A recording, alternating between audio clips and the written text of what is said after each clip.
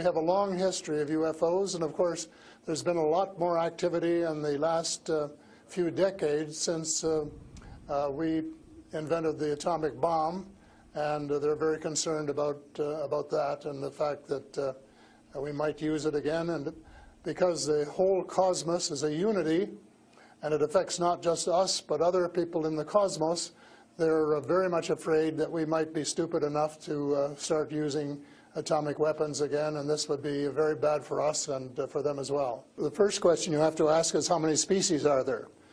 And I used to think there were, between 2 and 12. And Apollo astronaut Edgar Mitchell, who came to Toronto a few years ago and had dinner with us, agreed there was somewhere between 2 and 12.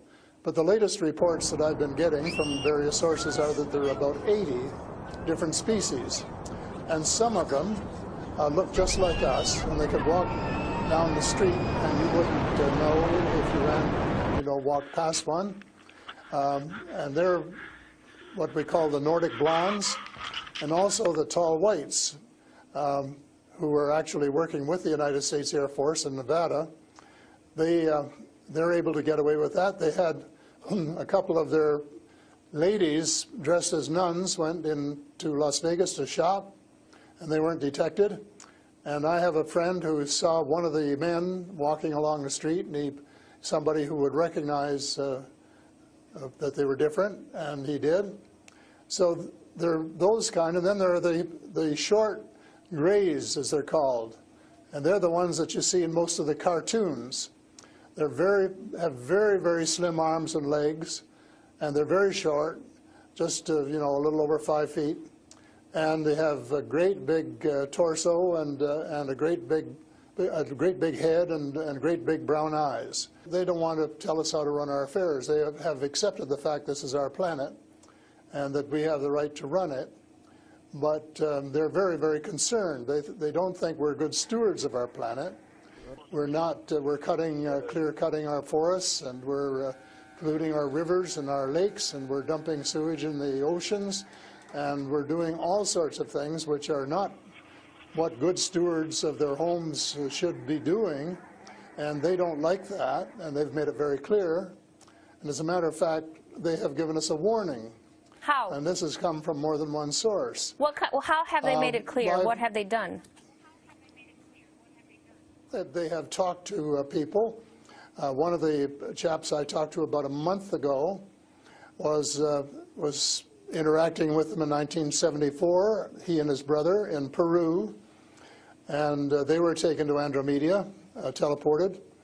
And they were told what the people there think, and that we're really wrecking our planet, and in fact that something dreadful is going to happen to it if we don't smarten up and change our ways.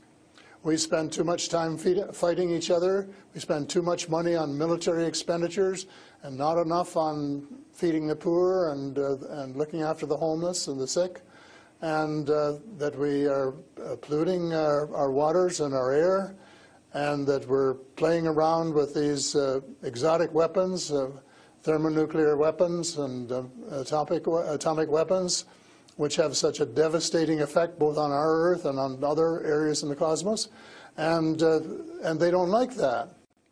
And that's the reason they would like to work with us to teach us better ways, but only, I think, with our consent. And they work through individuals, and they try and pick out individuals who won't be frightened to death of them, because they can give you quite a fright. They are here among us, and I'm not afraid, because in most cases, well, as far as technology is concerned, they're light years ahead of us, and we have learned a lot of things from them. A lot of the things that we use today, we got from them, lead lights and microchips and Kevlar vests and all sorts of things that we got from their technology, and we could get a lot more too, especially in the fields of medicine and agriculture, if we would go about it peacefully. But I think maybe some of our people are more interested in getting their military technology. And I think that's wrong. I think that's wrong-headed. And that's one of the things that we're going to have to change, because we're going to have to work together. Talking about all of us, everywhere on the planet. They come from various places. For a long while, I only knew about ones who came from different star systems. The Pleiades and Reta Reticula and several other star systems. But in the last few months, I have met people who have made me aware of that there are some in our star system, and that there are actually extraterrestrials who live on a planet called Andromeda, which is one of the moons of Saturn, and that there are others on Venus and some on Mars, and that they may be interacting between themselves. I suspect that they are, because there is what is called a federation of these people, and they have rules. For example, one of the rules is that they don't interfere in our affairs unless they're invited to. And that's one of the reasons probably that we haven't seen more of them until very recently.